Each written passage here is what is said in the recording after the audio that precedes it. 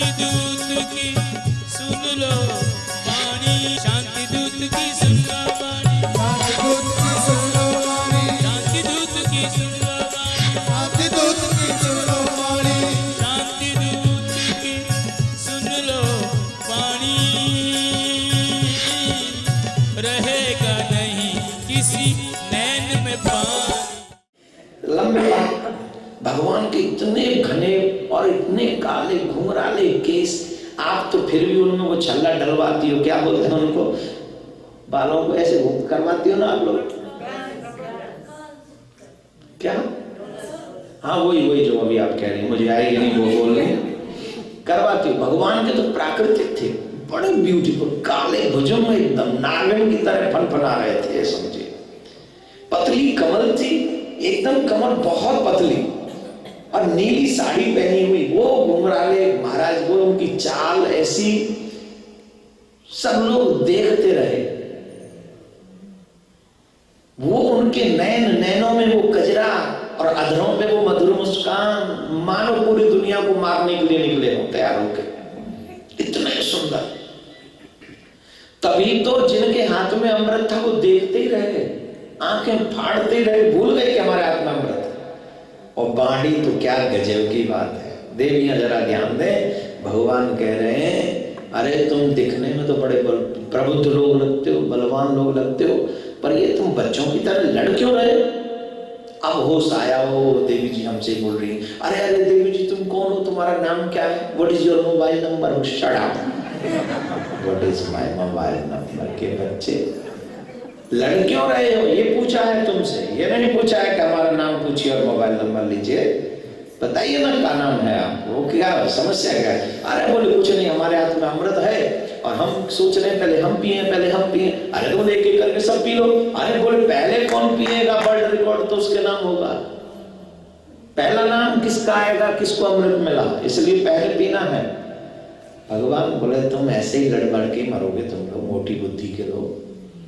ओ देवी जी याद आ गया, आप पिला दो अपने हाथ से, आप अगर अपने हाथ से पिला दो तो अमृत भी अमर हो जाएगा।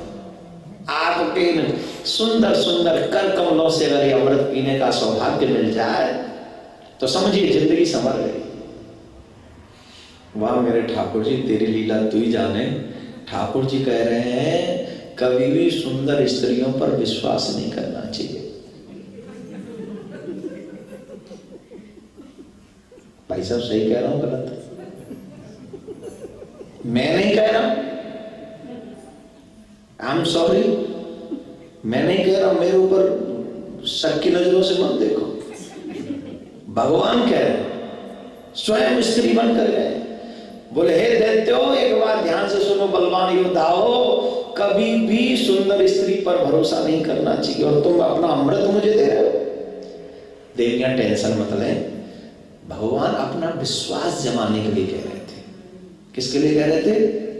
अपना विश्वास, जैसे इनको मुझ पे विश्वास हो जाए। भाई साहब आपने बड़ी जल्दी हामी भर दी, क्या चक्कर है? तो इसलिए उन्होंने हामी भरी, ये बातें कर रहे थे जिससे उनको और भरोसा मजबूत हो जाए, वो अमृत का कलश दे दे, इसलिए उन्होंने बात कही। भगवान ने कहा स्त्रियों को भरोसा नहीं करो। अरे बोले आप पे भरोसा नहीं करे वो आदमी पछताएगा, लीजिए आप, पकड़ा दिया। भगवान बोले ठीक, आजा बेटा पिलाऊं तुझे अमृत। भगवान बोले सुनो, अगर मेरे हाथ में अमृत दिया तो मैं अन्याय नहीं करूंगी, मैं न्याय करूंगी। बोले न्याय पसंद, आप जो करो सब पसंद। एक चीज कंफर्म है, व्यक्ति जब काम के वशीभूत होता है तो वो अपना सब कुछ भूल जाता है, सब कुछ, मान प्रतिष्ठा सब दांव पे लगा देता है जब वो वशीभूत होता है काम के। तो ये हो गई, अमृत दे दिया और कह रहे कुछ भी करो। बोले देखो तुम दैत्य और देवताओं ने मिलकर समुद्र मंथन किया, मैं दोनों को पिलाऊं, बोले पिला दो, तुम्हारे हाथ से अमृत पीना बस। बोले सुनो, एक लाइन में दैत्य बैठ जाओ, एक लाइन में देवता बैठ गए, दोनों देवताओं की तरफ से पिलाना शुरू किया। अरे बोले ऐसे क्यों कर रहे हो? बोले इसलिए कर रही हूँ कि ऊपर जो पतला पतला है ना अमृत, वो देवताओं को पिला रही हूँ, और तुम लोगों ने मुझ पर भरोसा किया तो तुम्हें नीचे वाला पिलाऊंगी, गाढ़ा गाढ़ा। वारे छलिया तेरी लीला तू ही जाने प्यारे, और कौन जान सकता है तेरी लीला को।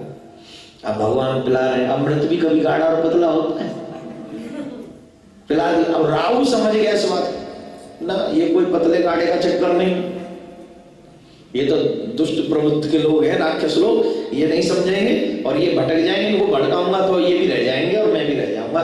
तो वो चंद्र और सूर्य के बीच में जाके बैठ गए, और चंद्र और सूर्य के बीच में जब राहु बैठे तो भगवान उस समय सबको अमृत पिला रहे थे। चंद्र सूर्य के बीच में जब इनको पिलाया तो चंद्र और सूर्य दोनों ने इशारा किया कि महाराज ये वो नहीं है जो आप समझ रहे हो, ये कोई और है। और जैसे ही कहा कोई और है तो भगवान ने सुदर्शन चक्र को याद किया और उसको गोविंदाय नमो नमः कर दिया। तो अब तक तो एक मुसीबत थी, राहु और केतु और आगे बीच में, सर और धड़ दोनों अमृत दोनों जगह पहुंच गया था। सर तो कट गया, लेकिन कटा हुआ सर भी जाएगा, कटा हुआ धड़ भी कहां जाए। अब राहु और केतु दोनों दो हैं, नवग्रह में आती है ना 9 ग्रह, और सबसे ज्यादा खतरनाक ग्रह है ये दोनों ही, राहु और केतु। महाराज जिसके पीछे पड़ जाए बैंड बजा के रख देते हैं उसकी, वो तमाम क्योला भाई भाई के पानी में खराब रह जाएगा, पर काम नहीं कर देते किसी को।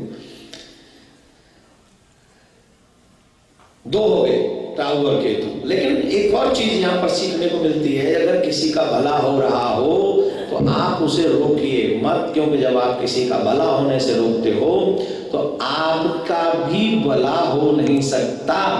इसका जीता जागता प्रमाण है चंद्र ग्रहण और सूर्य ग्रहण। और किसी देवता पे राहु केतु का ग्रहण नहीं आता है, चंद्र और सूर्य पर यह ग्रहण आता है, क्योंकि इन दोनों ने रोकने की कोशिश की। आप जब किसी का भला होने से रोकते हो तो आप पर भी ये कोई, आप किसी का भला करने से रोकोगे तो आपका भी बुरा होगा। जिंदगी में अगर कर सको तो किसी का भला करो, किसी का बुरा मत करो। अगर आप किसी का बुरा करते हो तो गड़बड़ होगा ही होगा, राधे राधे बोलना पड़ेगा। तो बंधु, भगवान ने देवताओं को अमृतपान कराया, युद्ध हुआ फिर दैत्य और देवताओं में, तो राजा बलि ने इंद्र को हरा दिया। इसके बावजूद भी मरेगा ही तो नहीं, पिटेगा तो सही, अमृत पी के मरना ही तो नहीं है, मार तो खा सकते हैं।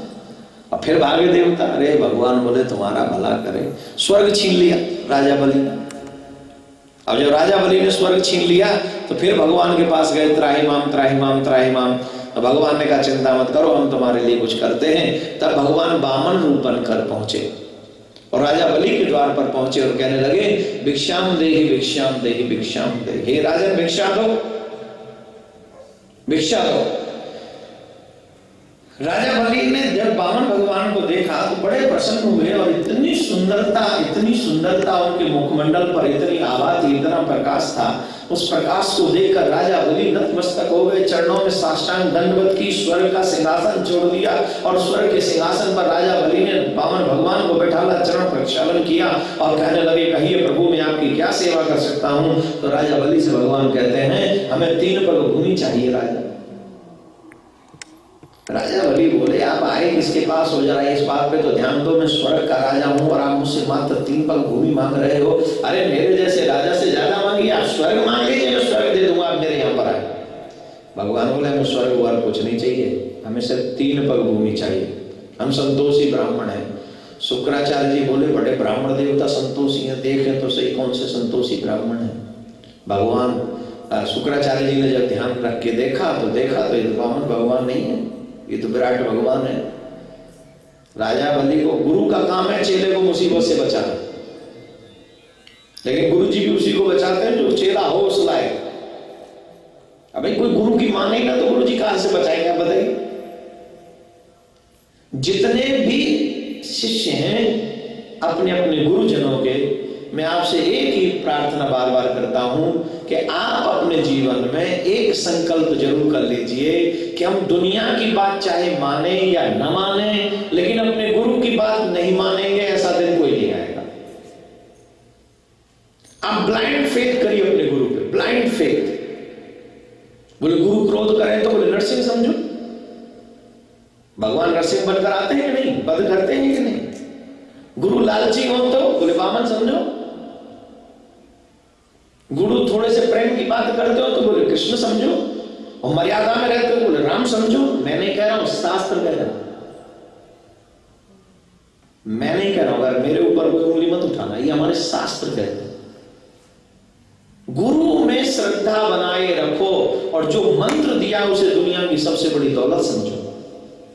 डॉलर, पाउंड और वो द्राम, रुपया, गोल्ड, डायमंड सब बेकार उसके आगे, क्योंकि वो तो शरीर के काम आता है और जो गुरु जी देते हैं वो हमारी आत्मा के काम आता है। और जो आत्मा का निर्वाण न कर सके ऐसे जीव के साथ में आप कोई भी संबंध रख लीजिए, वो खुद भी नरक में जाएगा और आपको भी नरक में ले जाएगा। इसलिए बहुत आवश्यक है अपने गुरु पर ब्लाइंड फेथ करो। अब लोग आजकल सोशल मीडिया है, उसमें कुछ भी अनाप शनाप धर्म को जाने वगैरह कुछ भी बोल देना बहुत आसान है, 2-4 डिग्री पढ़ लेना बहुत आसान है, पर धर्म की सागर की गहराई को पकड़ना बहुत मुश्किल काम है।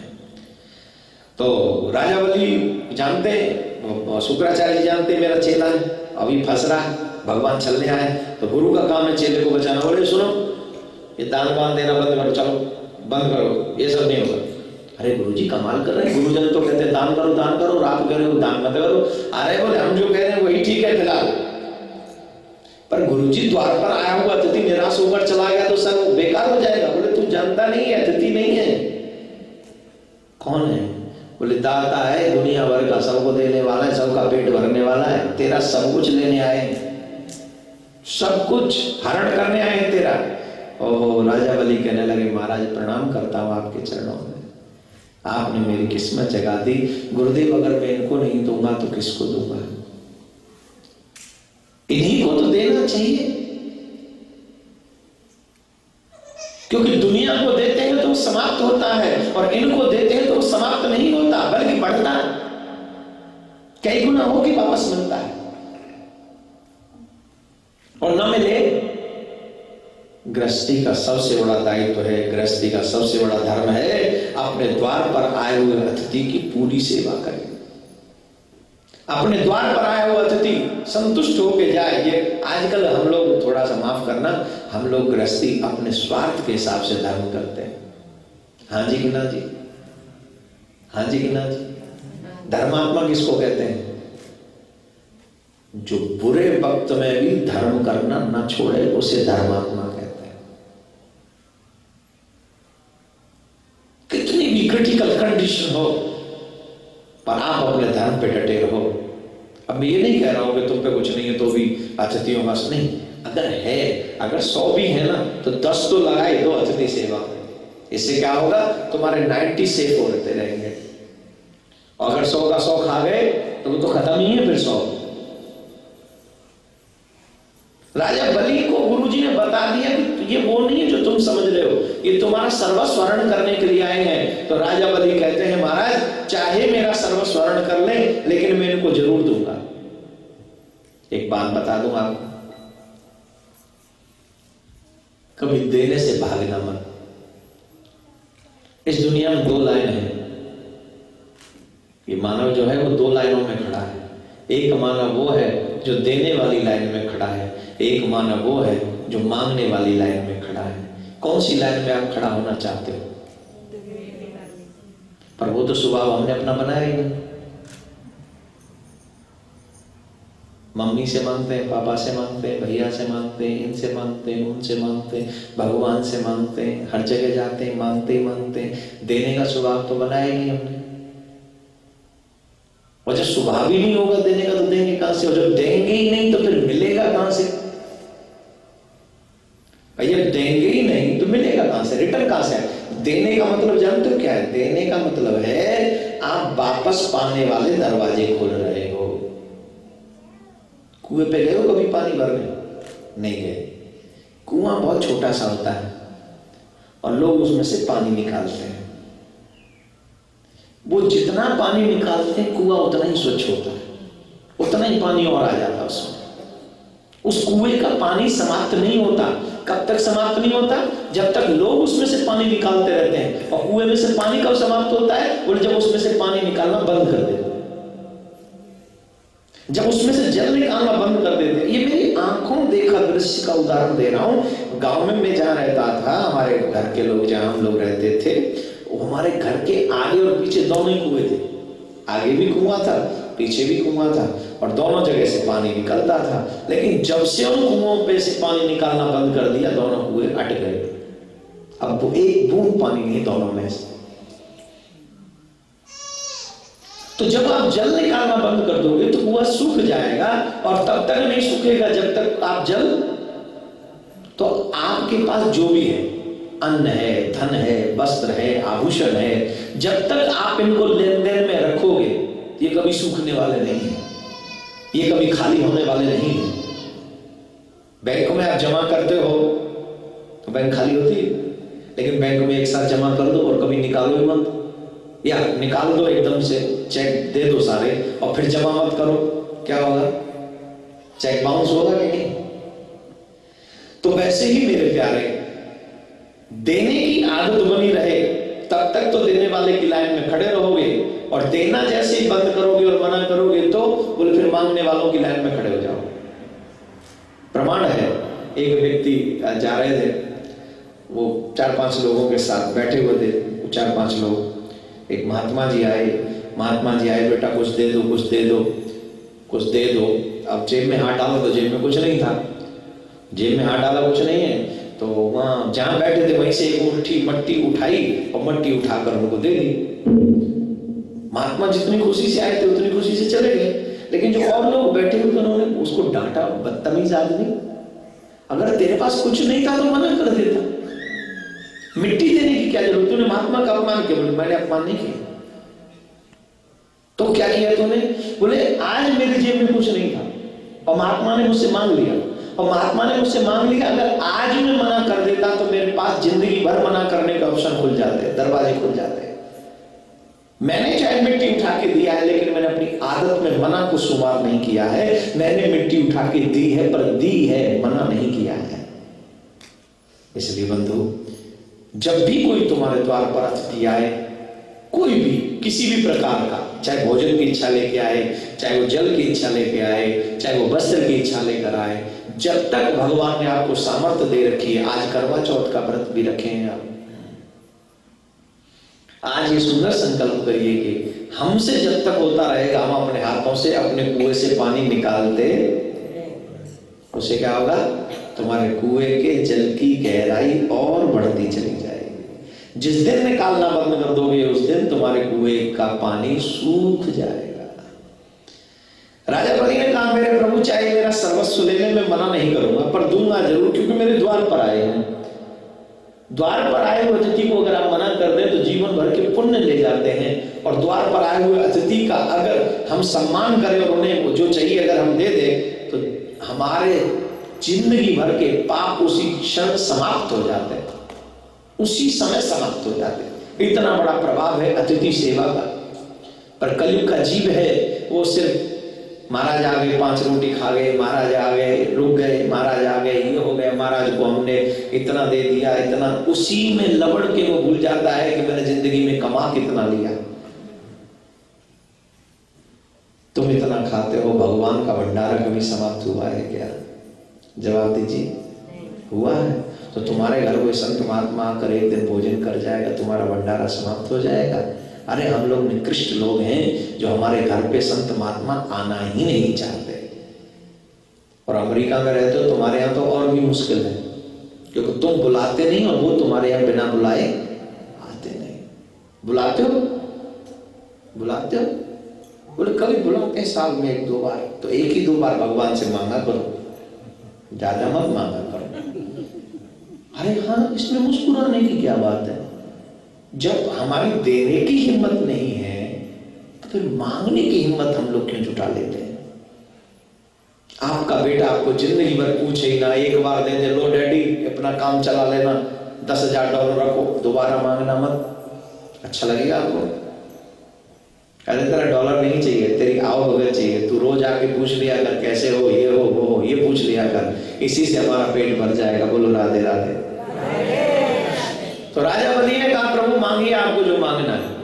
राजा बलि ने कहा प्रभु मांग लीजिए। अब शुक्राचार्य जी कमंडल की टोटी में जाके बैठे थे, न जलने के लेगा, न संकल्प होगा, न संकल्प होगा, न ये देना पड़ेगा इसको। एक और बात मैं आपको बता दूं, पहले आप एक बात सोचिए, बिना दान के धर्म आगे बढ़ेगा? जवाब कीजिए। ये मंदिर बना है यहाँ पर, बहुत सुंदर है। जब आप दान देना बंद कर दे तो इसका बिजली का बिल कौन देगा, माइक का बिल कौन देगा?